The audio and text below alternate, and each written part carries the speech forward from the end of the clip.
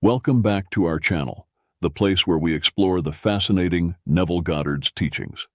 For today's video, we've prepared an extraordinary excerpt from Neville Goddard's remarkable lecture, Living in the End.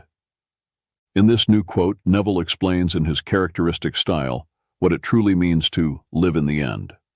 This concept, along with others such as feeling is the secret and the idea of imagination as Christ the fertile ground for all our manifestations, is foundational to Goddard's teachings, forming the bedrock of all his lectures and books.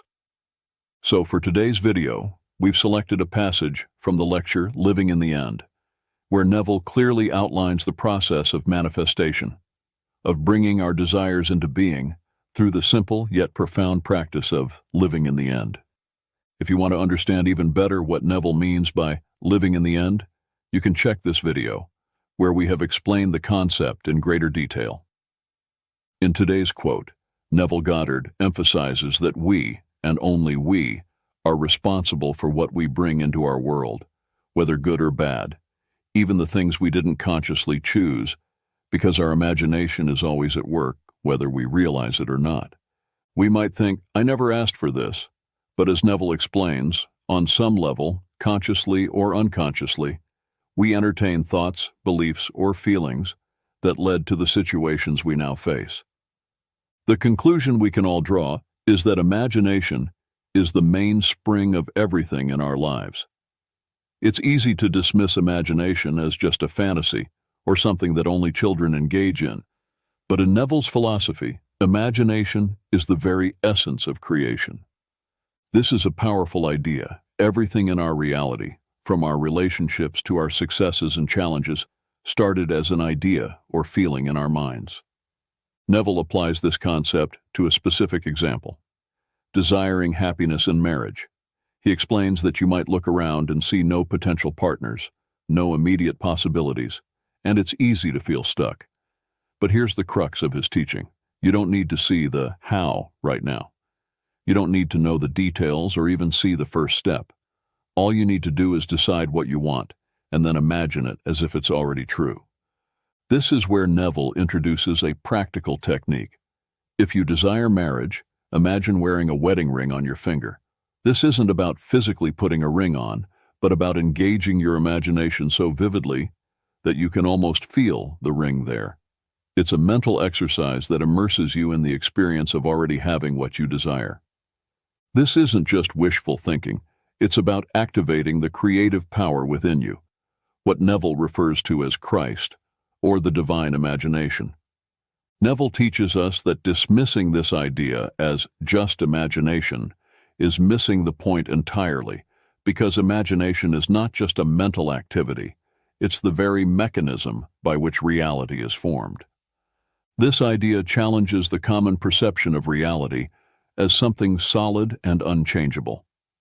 Instead, Neville teaches that reality is fluid, shaped by our inner world. He also introduces a broader spiritual concept, stating that all things were made by Him, with Him being a reference to your own imagination. This ties back to the idea that everything, no matter how tangible or real it seems now, was once just a thought or an idea in someone's mind. Our imagination is the most powerful tool we have. Moving forward, Neville encourages us to focus on what we truly want, not what others think we should want. This is about personal responsibility and empowerment. We alone are the creators of our experiences. He suggests asking ourselves, what would it be like if my wish were true? And then engaging with that feeling, giving it all the sensory detail we can.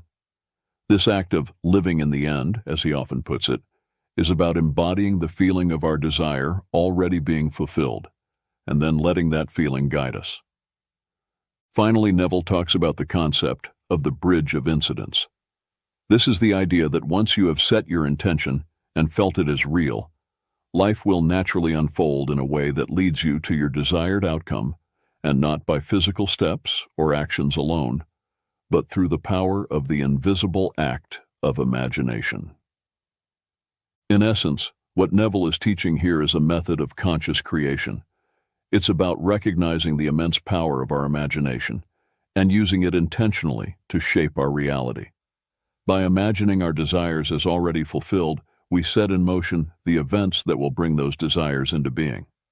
This approach requires a shift from seeing reality as something that happens to us to something that we actively create from within.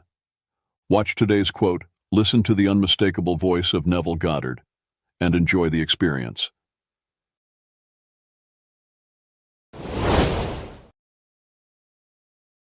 We can conceive that we, in some strange manner, permitted these things to be entertained by us. But we did. It could not have come to pass in any other way. So if I believe it and I accept it, well, then I will live by it. And then when I know what I want for anyone, and this goes for everything in this world, whether now, this very moment, you desire happiness in marriage. You say, but there's not one person in my world that's eligible. I know no one. You don't have to know anyone.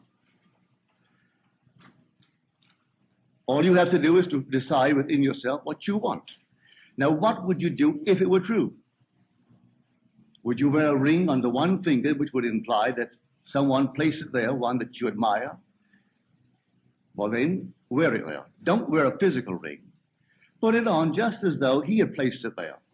And sleep feeling that which you are feeling as real. Don't say it's all imagination. Certainly it is, because all imagination is Christ. Therefore, it's all reality. So when you say, well, that's only my imagination, well, you're just saying, well, that's only a thing called Christ. When you treat imagination that way. Is there anything in this world that wasn't first imagined? Name one thing or point out one thing in this world for me that is now considered to be real, that wasn't first only imagined. What is now proved was once only imagined. Therefore, this is a true statement. All things were made by him, and he is your own wonderful human imagination. All objective reality is solely produced through imagining.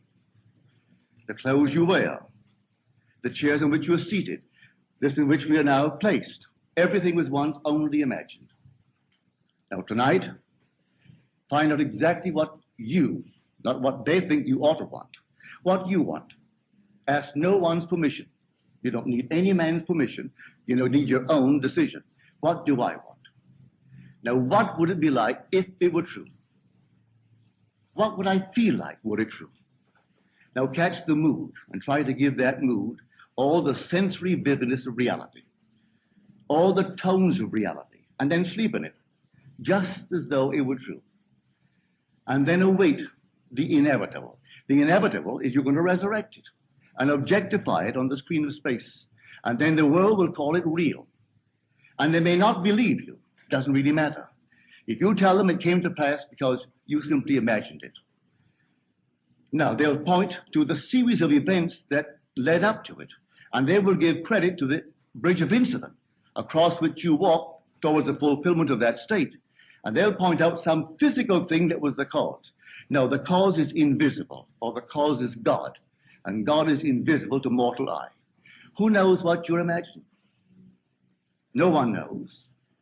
But you can sit down and imagine, and no one can stop you from doing it. But can you give reality to the imagined state? If you do, yes, a bridge of incident will appear in your world.